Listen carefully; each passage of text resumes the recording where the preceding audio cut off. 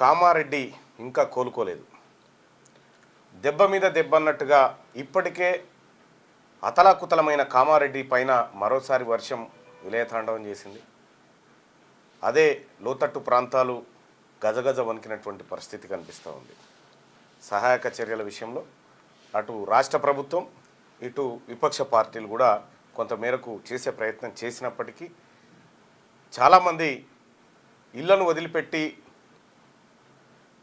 ఏదైతే రెస్క్యూ వీడికి ప్రభుత్వం ఏర్పాటు చేసినటువంటి పునరావాస కేంద్రాలకు వెళ్ళారో వాళ్ళను తిరిగి ఇళ్లలోకి వచ్చి చూస్తే వాళ్ళ కన్నీటి బాధ కాదు, అన్నీ తడిచిపోయినటువంటి పరిస్థితి, ఇళ్లలో ఉన్న కీలకమైన వస్తువులు కొట్టుకుపోయినట్టుగా వాళ్ళు ఆవేదన వ్యక్తం చేస్తూ ఉన్నారు. ఎలక్ట్రానిక్ వస్తువులు కూడా చాలా వరకు చెడిపోయినట్టుగా చెప్తా ఉన్నారు. తీవ్రమైనటువంటి నష్టం అయితే జరిగింది. సో అక్కడ కామారెడ్డి ప్రజల బాధ వర్ణాతీతంగా ఉంది. కామారెడ్డి కోసం ఈ రాష్ట్ర ప్రభుత్వం ప్రత్యేకంగా ఒక ప్యాకేజీని ప్రకటించైనా కామారెడ్డి ప్రజల్ని, మెదక్ జిల్లాలో దెబ్బతిన్నటువంటి రైతాంగం పంటల్ని ఆదుకోవాలని చెప్పి కోరుతా ఉన్నాం. అలాగే తెలంగాణ వ్యాప్తంగా జరిగినటువంటి నష్టం పైన తక్షణమే ఒక నివేదిక తెప్పించుకొని పరిహారం ప్రకటించే దిశగా రాష్ట్ర ప్రభుత్వం చర్యలు చేపట్టాలని డిమాండ్ చేస్తూ ఉన్నాం. ఇక ఈ అంశం ఒకటైతే, ఇక రెండో అంశం, నిన్న అక్కడికి వెళ్ళి రావడం జరిగింది. ఏది వికారాబాద్లో కామారెడ్డి గూడెంలో ఎవరైతే స్వాతి అనేటువంటి యాదవ బిడ్డను మహేందర్ రెడ్డి అనేటువంటి వ్యక్తి ముక్కలు ముక్కలుగా నరికినటువంటి ఘటన ఉందో, ఆ ఘటనకు సంబంధించి అక్కడికి పోవడం జరిగింది. నిన్న బీసీజేఏసీ నాయకులమంతా మా చైర్మన్ సుధగాని హరిశంకర్ గౌడ్ గారి నేతృత్వంలో మేమందరం కూడా అక్కడికి పోవడం జరిగింది. వాళ్ళ కన్నీటి బాధ మామూలు బాధ కాదు. ఆ కామారెడ్డి గూడెంలో ఎంత పరిస్థితి, దారుణమైన పరిస్థితి అంటే, ఒక అమ్మాయిని శరీర భాగాలు నరికి మూసిలో వారేస్తే జరిగినటువంటి అద్భుతమైన ఘటన ఏంటంటే, ఇంకా ఇదే మేడిపల్లి సిఐ వాళ్ళ తల్లిదండ్రులను తప్పించి విషయం ఏంది అక్కడ పోయి కనుక్కుంటే, వాళ్ళు ఆ ముందు రోజే, ఈ హత్యకు ముందు రోజే కరెక్ట్గా ఊర్లోంచి వెళ్ళిపోతారు. వాళ్ళు తల్లిదండ్రులు ఆడబిడ్డ అందరూ ఊర్లోంచి వెళ్ళిపోతే ఈయన గోవిందరెడ్డి గారు వాళ్ళు పండుగకు పోయినట్టు వాళ్ళని తప్పియడానికి, వాళ్ళు అమావాస్య రోజు శనివారం రోజు పండుగ చేస్తున్నట్టేనో ఆ పండుగకి వీళ్ళు పోయిర్రట.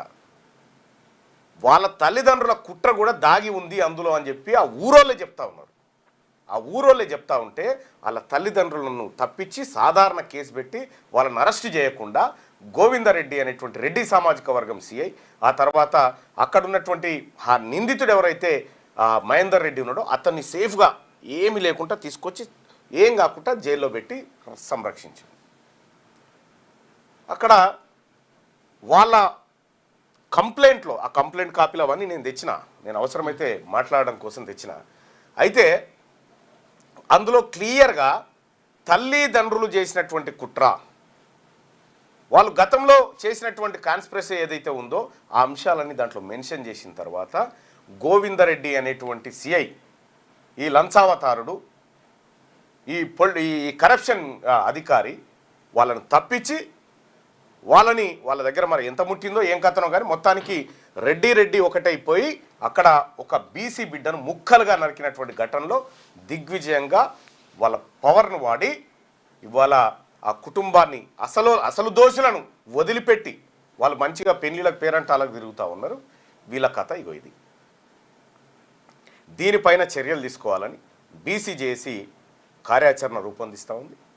ఇక్కడ ఈ కేసులో సాక్ష్యాలు తారుమారు చేయడంలో గోవిందరెడ్డి పాత్ర కూడా ఉంది కాబట్టి గోవిందరెడ్డిని కూడా ఈ కేసులో ఇంక్లూడ్ చేయాలి. సో ఆ రకంగా ఈ గోవిందరెడ్డి ఇంకా ఎంతమంది కలిసిరో దీంట్లో వాళ్ళందరినీ కూడా చేయాలి. స్వాతి యాదవుల బిడ్డను ప్రేమిస్తున్నా అని చెప్పి పెళ్లి చేసుకుంటా అని తీసుకుపోయి పెళ్లి చేసుకొని 18 నెలల పాటు ఉండి కాపురం చేసి ఆమెకు ప్రెగ్నెన్సీ వస్తే వాళ్ళ తల్లిదండ్రులు, పిల్లగాని తల్లిదండ్రులు తీపిచ్చే కార్యక్రమం చేసి మొత్తానికి ఆ బిడ్డను ఖతం చేసిరు. కామారెడ్డి గూడెంలో ఏం చెప్పదలుచుకు మొత్తం రెడ్ లైన్లే, వాళ్ళ చుట్టూ 4 యాదవుల బిడ్డలు ఉన్నారు ఇండ్లు. ఆ నలుగురు వాళ్ళు కూడా చాలామంది రెడ్లు వచ్చి వాళ్ళ దగ్గరికి సానుభూతి వ్యక్తం చేస్తూ ఉన్నారు. అంటే అరే మా మగ పోరగాళ్ళ దిక్కు మీ ఆడపిల్లలు చూస్తే ఇట్లా ఉంటుందిరా, కాలు చేతులు నరికేస్తాం అనేటువంటి వాతావరణాన్ని అక్కడ తయారు చేసి, ఇదే దిశ ఎన్కౌంటర్లో దిశకు సంబంధించినటువంటి కేసులో నలుగురు బీసీ బిడ్డలు వాళ్ళు మూర్ఖమే, తప్పు చేయొచ్చు, కానీ వాళ్ళని ఇట్లా శిక్షించలే, ఇట్లా తీసుకుపోయి జైలేలే, ఎన్కౌంటర్ చేసిరు వాళ్ళని. అంటే ఒక రెడ్డి బిడ్డకు అన్యాయం జరిగితే బీసీలనేమో ఎన్కౌంటర్ చేస్తారు, బీసీ బిడ్డకు అన్యాయం జరిగితేనేమో ఈ దొంగను, ఈ మహేందర్ రెడ్డి అంటోని తీసుకుపోయి జైల్లో పెట్టి మేపుతా ఉంటారు. వరంగల్లో ఘటన, అది వరంగల్లో జరిగిన యాసిడ్ ఘటనలో వాళ్ళని ఎన్కౌంటర్ చేసినారు. ఇగో ఇట్లా ఉంది ఈ భూమి మీద నీతి. ఇదే మేడిపల్లి సిఐతో నేను మాట్లాడినా. నేను బాధితులు ఇంటి దగ్గర పోతే బాధితులు నాకు ఆవేదన వ్యక్తం చేసి, సార్ అసలైన వాళ్ళని వదిలిపెట్టి వాళ్ళని ఒక్కరిని తీసుకొని పోయి మమ్మల్ని బెదిరిస్తూ ఉన్నాడు ఈ సిఐ అని చెప్పి వాళ్ళ ఆన్ రికార్డ్ నాకు ఫిర్యాదు చేస్తే, నేను మేడిపల్లి సిఐకి ఫోన్ చేసి వాళ్ళని ఎందుకు మీరు రిమాండ్ చేయలేదనంటే వాళ్ళ మీద ఈ కేసు వర్తించదని చెప్తా ఉన్నాడు. ఇదే గోవిందరెడ్డి 2-3 కేసులలో, ఇదే మర్డర్ కేసులలో మొత్తం కుటుంబాన్ని అరెస్ట్ చేసి జైలుకు తోలిన గోవిందరెడ్డిన. అంటే కంప్లీట్గా ఆయన ఏమంటారంటే నా పోలీస్ స్టేషన్ అంటారు. నీ పోలీస్ స్టేషన్ అది నీ తాత కట్టించిన ఆడది, ప్రజలది, నీది నాదేంది. కాబట్టి దీన్ని ఎట్టి పరిస్థితిలో ఊరుకునేది లేదు. దీని వెనకాల ఉన్నటువంటి వాళ్ళందరినీ కూడా శిక్షలు పడాల్సిందే, మా బీసీ బిడ్డకు న్యాయం జరగాల్సిందే. మా యాదవ బిడ్డకు జరిగినటువంటి అన్యాయం ఎవరికి కూడా జరగకూడదు, అప్పర్ క్యాస్ట్లో కూడా ఎవరికి కూడా జరగకూడదు. కానీ ఈ దుర్మార్గమైనటువంటి ఈ రాజనీతి ఏదైతే ఉందో, ఒకరికి ఒక న్యాయం ఇంకొకరికి ఇంకో న్యాయం, మేము ఎన్కౌంటర్ చేయమని చెప్తలేము. వాళ్ళని ఎందుకు వాళ్ళ కుటుంబ సభ్యుల మీద క్లియర్గా వాళ్ళు ఆరోపణ చేసి అందులో పేరు మెన్షన్ చేసినప్పుడు నువ్వు ఎందుకు ఆ సెక్షన్లు వాళ్ళ మీద పెట్టకుండా సాధారణ సెక్షన్లు పెట్టి వాళ్ళని ఇబ్బంది పెట్టినావు? వాళ్ళని బాధితులను వాళ్ళు మేడిపల్లి సిఐని తలుచుకుంటే 20 సార్లు ఏడుస్తూ ఉన్నారు, 20 మంది ఏడుస్తూ ఉన్నారు, అసలే పట్టించుకోలేదు, బెదిరిస్తూ ఉన్నాడు అనేటువంటి మాట. ఈయన ఏం చెప్తాడు? ఈయన అడిగితే నా తన సీసీటీవీ ఫుటేజ్ ఉంది, మాట్లాడిన వాయిస్ అంతా రికార్డ్ అయింది, కావాలంటే మీకు ఇస్తాను ఎమ్మెల్సీ గారని ఈయన చెప్తా ఉన్నాడు. సో ఈ అంశం తేలాల్సిందే. ఇది బీసీలకు జరుగుతున్నటువంటి ఇక్కడ ఏంటంటే వాళ్ళు ప్రత్యక్షంగా పాల్గొనలేదు కాబట్టి వాళ్ళ మీద కేసు లేదు అంటాడు ఈయన ఏదో మోతాదు సెక్షన్ లేదో పెట్టి. తీన్మార్ మల్లన్న ప్రత్యక్షంగా పాల్గొనడా ఏమన్నా దాడిలో? మరి నా మీద ఎట్లా పెట్టినావు 307? ఇంటికాడు ఉంటే ఇక్కడ అసలు యాక్చువల్గా ఘటన జరిగి మా పైన దాడి జరిగితే ఇంటికాడు ఉన్న తీన్మార్ మల్లన్న పైన కేసు ఉంటుంది. మీరు బీసీలను నీ కథ అంతా చూస్తా ఉన్నాం. నువ్వు ఎక్కడెక్కడ లంచాలు మింగుతుంది తెలుసు, ఎక్కడెక్కడ ఎవరి దగ్గర ఏమేం చేస్తా ఉంది మొత్తం తెలుసు. నీ కథ అంతా భాగవతం అంతా తెలుసు, మంచిగానే ఉంది. ఏదో ఒకనాడు బీసీ సమాజం అంతా తిరగబడేదాకా తెచ్చుకోకుండా ప్రజలందరికీ సమానమైన సేవలు అందించు, అది నీ బాధ్యత. నీకు యూనిఫామ్ వేసింది రెడ్లకు సేవ చేస్తాను కాదు, బీసీలందరికీ సేవ చేస్తాను. సిపి గారు మీకు చెప్పినా ఒకటి, చెప్పకపోయినా ఒకటి, ఎందుకంటే మీ చేతిలో పవర్ ఏం లేదు కాబట్టి. రైట్, రండి. ఇక ఇవాళ అసెంబ్లీ సమావేశాలు కూడా స్టార్ట్ అవుతా ఉన్నాయి, చూద్దాం. భారత్ చైనా కలయిక ముఖ్యం, దాంతో ప్రపంచ ఆర్థిక వ్యవస్థకు స్థిరత్వం. త్వరలో అందుబాటులోకి బుల్లెట్ రైళ్లు.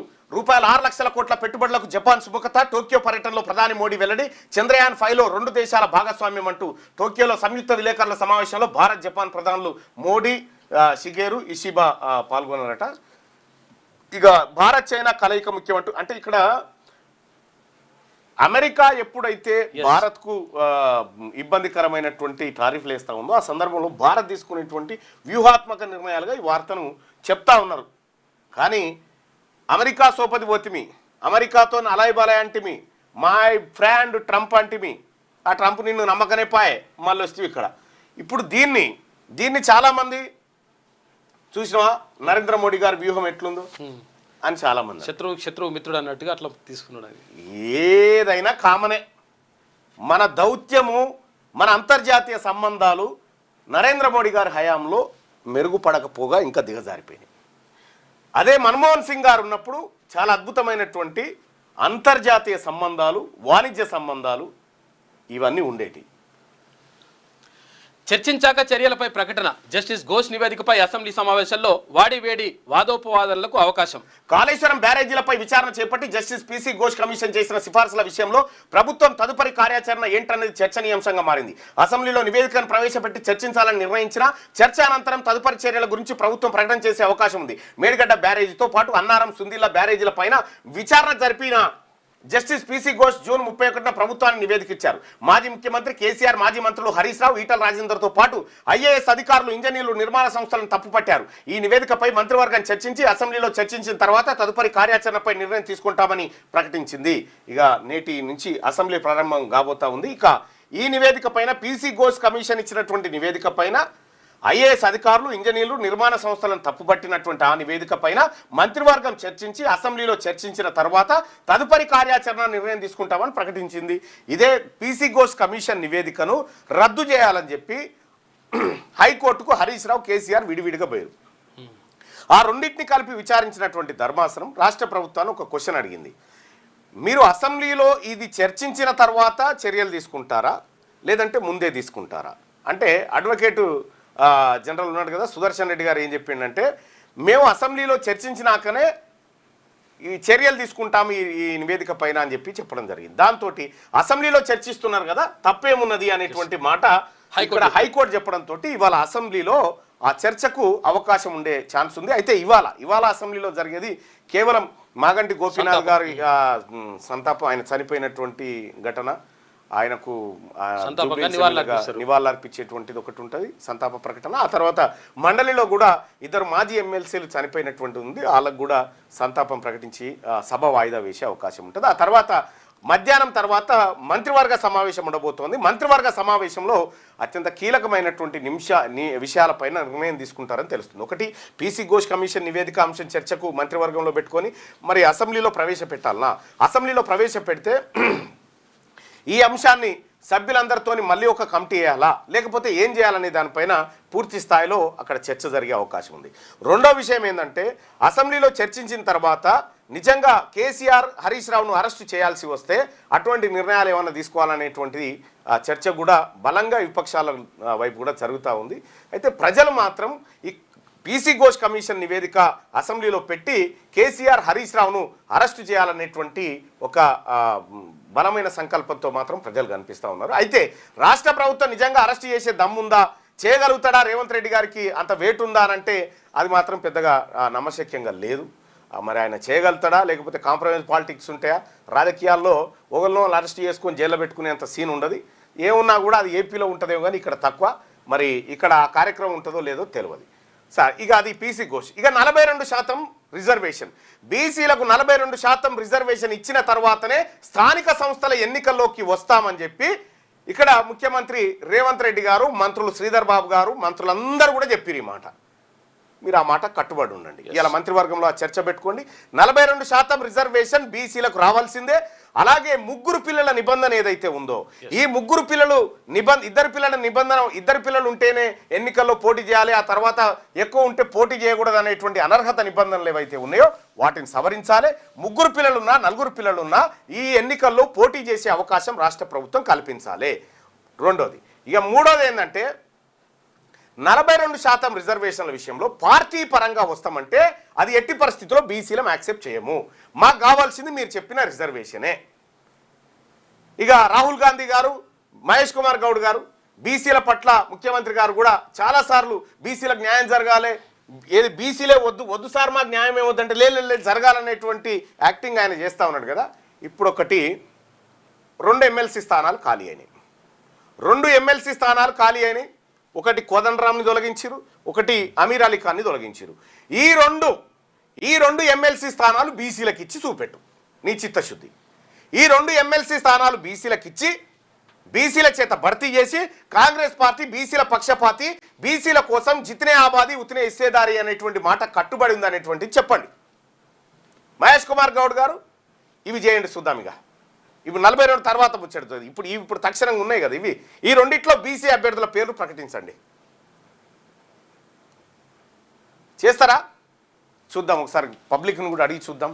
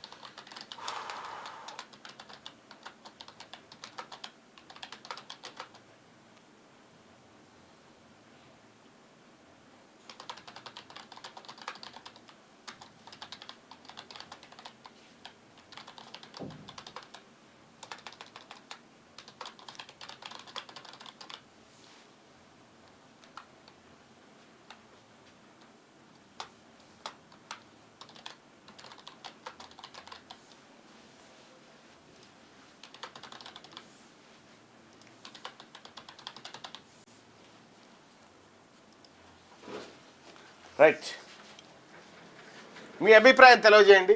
కోదండరామరెడ్డి, అమీర్ అలీ ఖాన్ ఎమ్మెల్సీ స్థానాల ప్లేస్లో కాంగ్రెస్ పార్టీ బీసీలకు ఆ సీట్లు ఇవ్వాలి అనేది చెప్తా ఉన్నాం. ఇక్కడ నిరూపించుకోరు మీరు చిత్తశుద్ధిగా. ఎందుకంటే బీసీలు ఎంతమంది ఉన్నారు అసెంబ్లీలో, మండలిలో చాలా తక్కువ మంది ఉన్నారు. దాదాపుగా ఒక 14-15 మంది రెడ్లు ఉన్నారు. ఇప్పుడు కొత్తగా ఈ రెడ్డి గారు పోయి చేసేది ఏం లేదు ఆడ.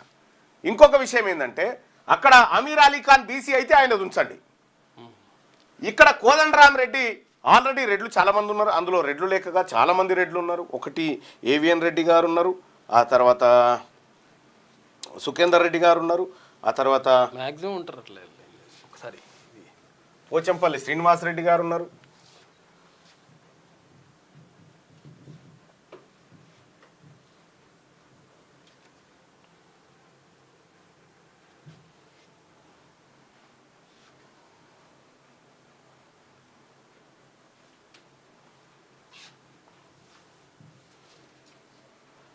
ఇక్కడ అంజిరెడ్డి గారు ఉన్నారు, ఏవిఎన్ రెడ్డి గారు ఉన్నారు, శ్రీపాల్ రెడ్డి గారు ఉన్నారు, ఆ తర్వాత దామోదర్ రెడ్డి గారు ఉన్నారు, ఆ తర్వాత పోచంపల్లి శ్రీనివాసరెడ్డి గారు ఉన్నారు, పట్నం మహేందర్ రెడ్డి గారు ఉన్నారు, ఆ తర్వాత కోటిరెడ్డి గారు ఉన్నారు, ఆ తర్వాత యాదవరెడ్డి గారు ఉన్నారు, ఆ తర్వాత నవీన్ కుమార్ రెడ్డి గారు ఉన్నారు. నువ్వు లెక్క పెట్టి ఎన్ని నువ్వు నా లెక్కనే చదివితే పేర్లు 1 2 3 4 5 6 7 8 9 9 9 10 11 12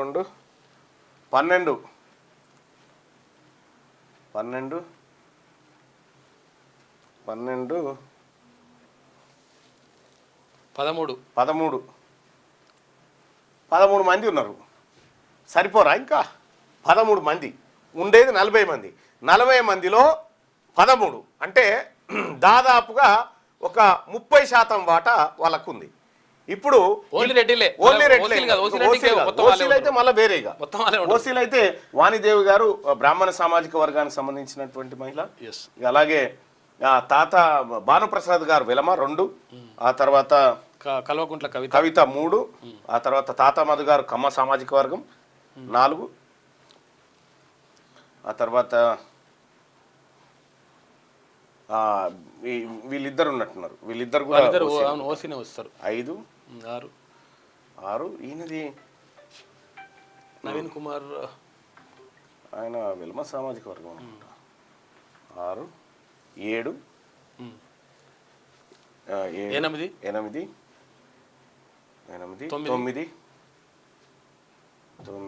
10 10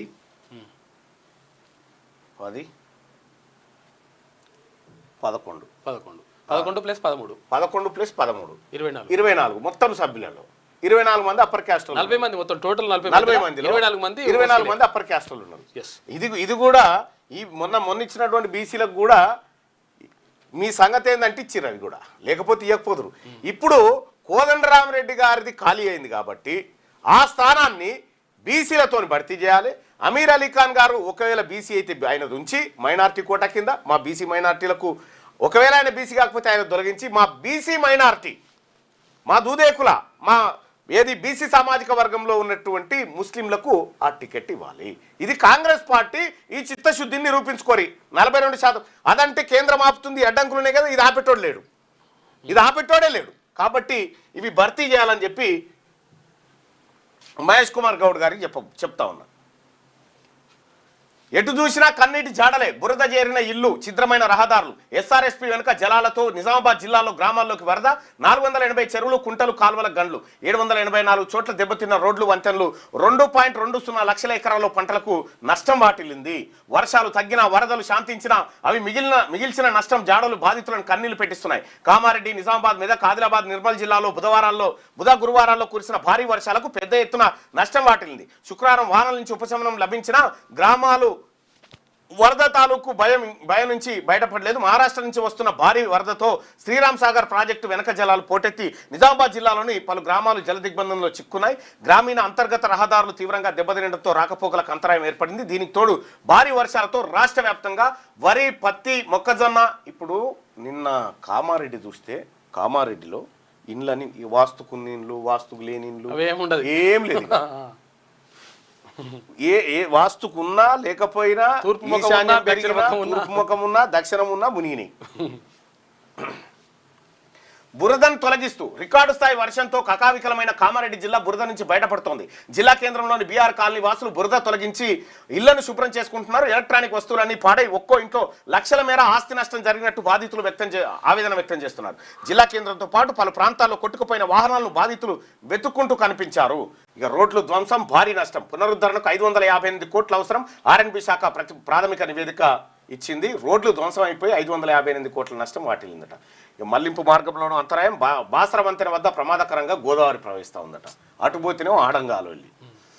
అన్ని విద్యా సంస్థల్లో ముఖ గుర్తింపు హాజరు. ఇక బోధనా సిబ్బంది, విద్యార్థులకు తప్పనిసరి. విద్యాశాఖ పరిధిలోని అన్ని నిర్మాణాల బాధ్యత IDCకి గ్రీన్ ఛానల్లో మధ్యాహ్న భోజన బిల్లుల చెల్లింపు. ప్రతి పాఠశాలలో వ్యాయామ ఉపాధ్యాయులు ఉండాలి. సమీక్షలో సీఎం. ఇక్కడ ప్రతి పాఠశాలలో అంటే హై స్కూళ్ళలోనే కాదు, ప్రైమరీ స్కూల్లో కూడా పీఈటీ ఉంటే మనం క్రీడారంగం డెవలప్ చేయొచ్చు. బాగుంటుంది.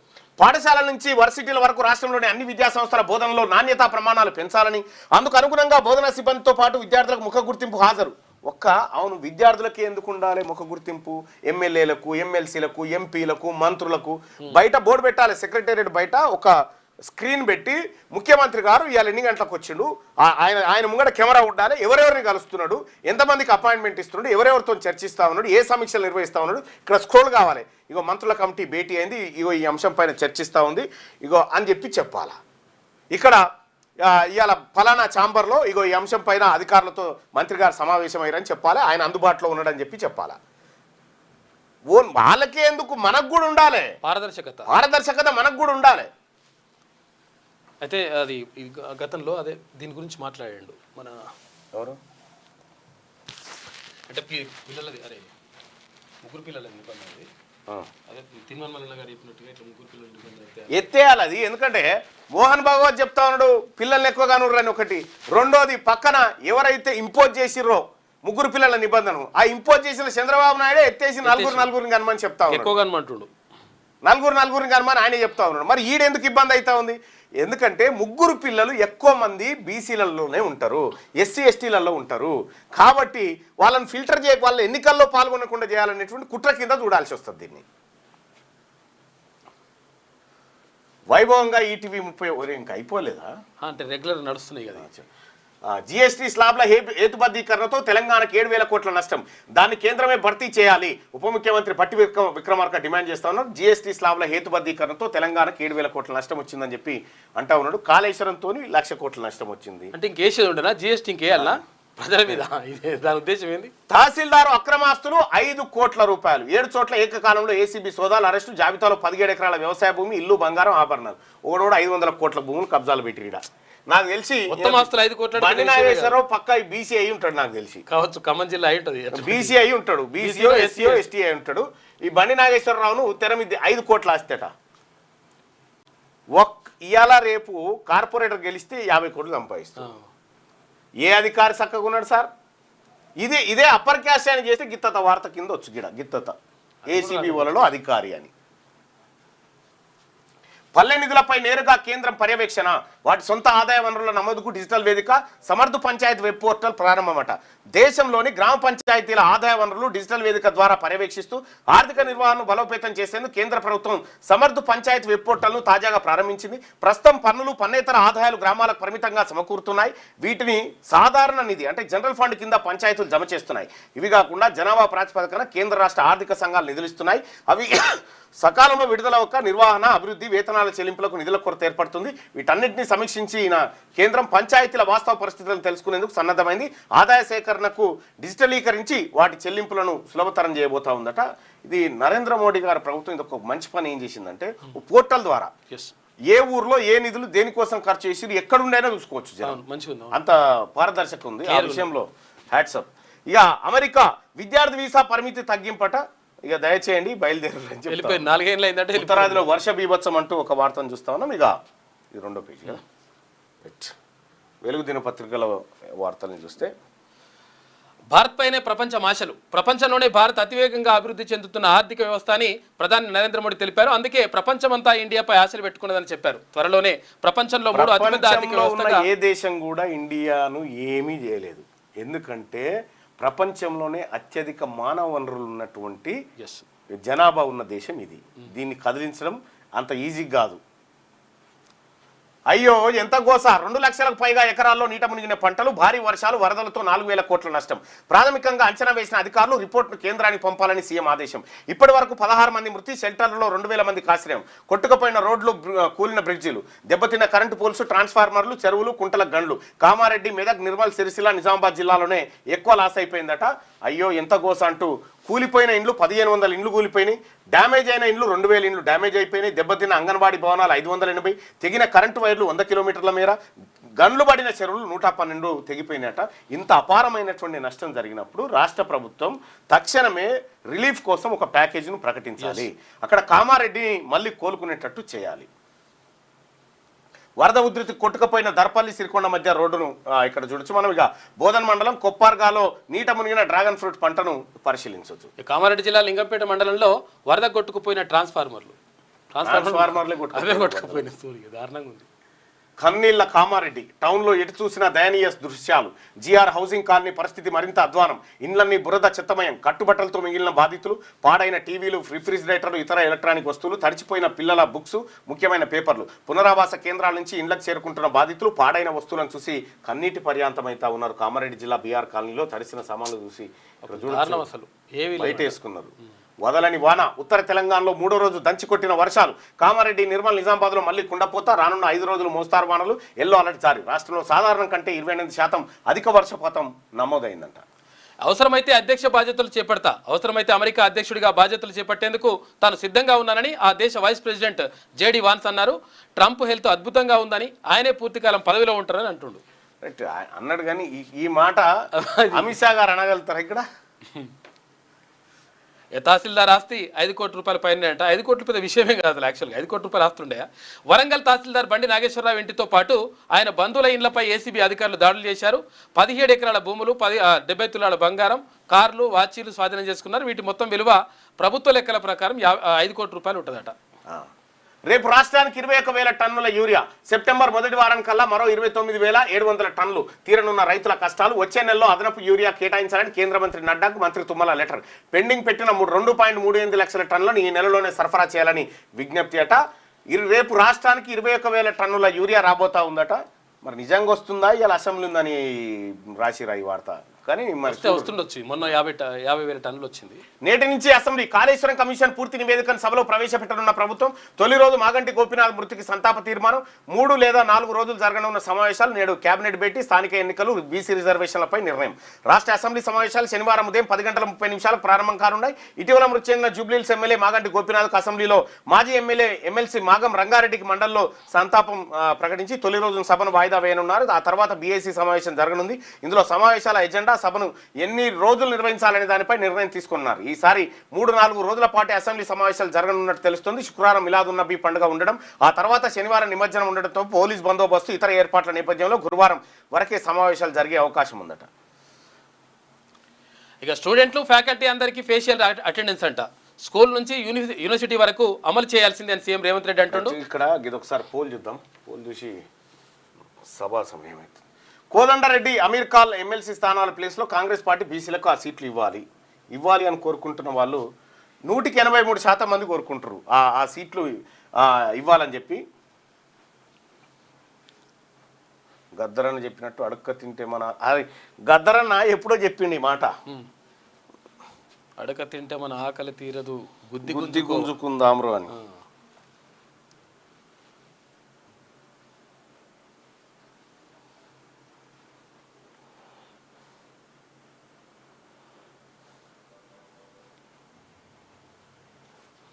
గద్దరన్న అప్పుడు ఏం చెప్పినా చూడరి.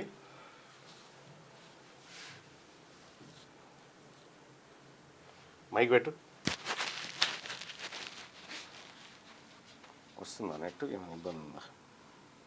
Land mafia, health mafia, education mafia, cinema mafia. ఇన్ని మాఫియాలు కలిసే వరకు మన గరీబుల సాగేది పాలనేది.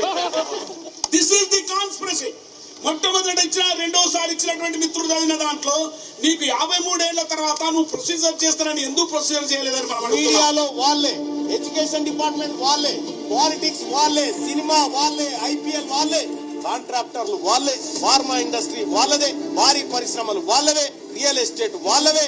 మేము ఏడున్నాం సార్. ఇంకా మా బీసీలకు కంట్రోల్ బియ్యం, ఇందిరా మిల్లు, 2000 పింఛన్, ఆరోగ్యశ్రీ కార్డు సస్తే రైతుంది.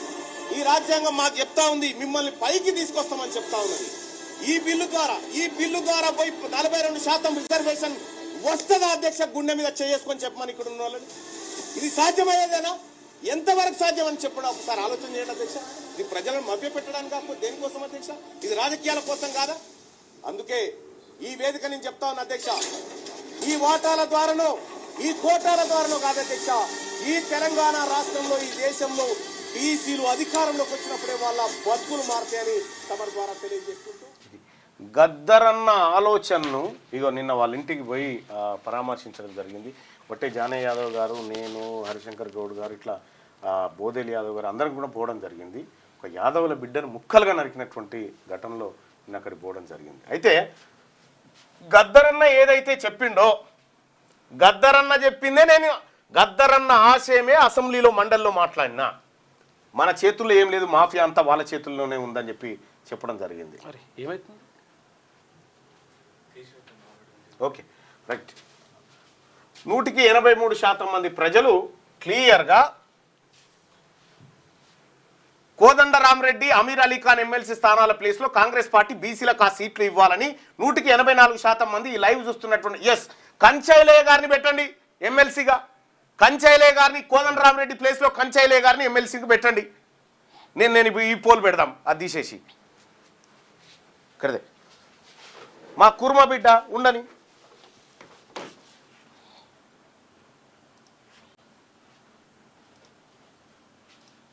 ప్రొఫెసరే కావాలనుకుంటే మన దాంట్లేరా?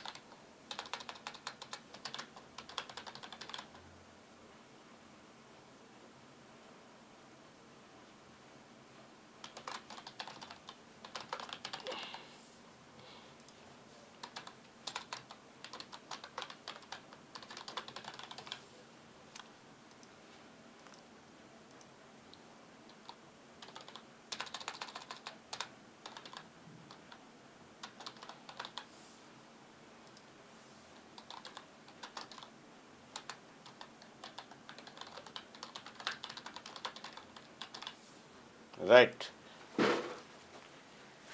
నా కంచయ్య గారిని పెట్టవచ్చు. మంచి ఏది హనుమయ్య గారు మంచి అన్న కంచయ్య గారిని పెట్టవచ్చు. ఎందుకంటే ఉపరాష్ట్రపతి రాహుల్ గారు చెప్పినా ఇవ్వలేరు కదా. ఇక్కడ ఉపరాష్ట్రపతి పదవి అయితే మీరు చెప్తారు కదా, ఇప్పుడు మీరు చెప్తే ఇస్తారు. ఇది కంచైలయ్య గారికి, కోదండరామరెడ్డి ఎమ్మెల్సీ స్థానం ఖాళీ అయినందుకు కంచైలయ్య గారికి ఇవ్వాలి తీన్మార్మల్లన్నగా నేను డిమాండ్ చేస్తా ఉన్నా ఒక ఎమ్మెల్సీగా, మీ సూచన మేరకు.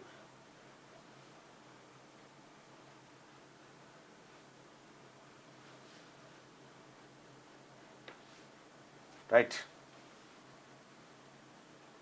వాళ్ళు ఇచ్చుకుంటే వాళ్ళు ఏం చేస్తారు, వాళ్ళ రాజకీయ సమాధి వాళ్ళు కట్టుకుంటారు.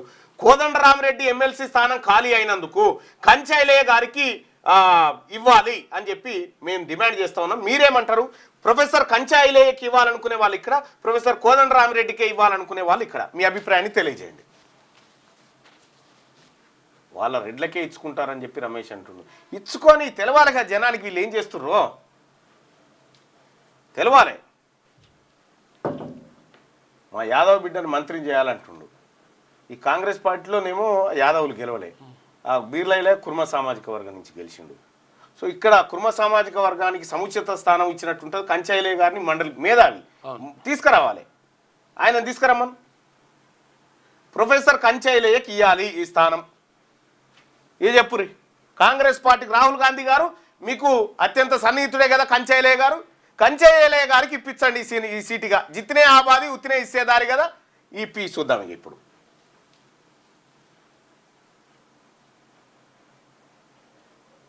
ఈడబ్ల్యూఎస్ రిజర్వేషన్ తగ్గాలి, అన్నీ చేయాలి బాయ్ సాబ్, చాలా వర్క్ ఉంది.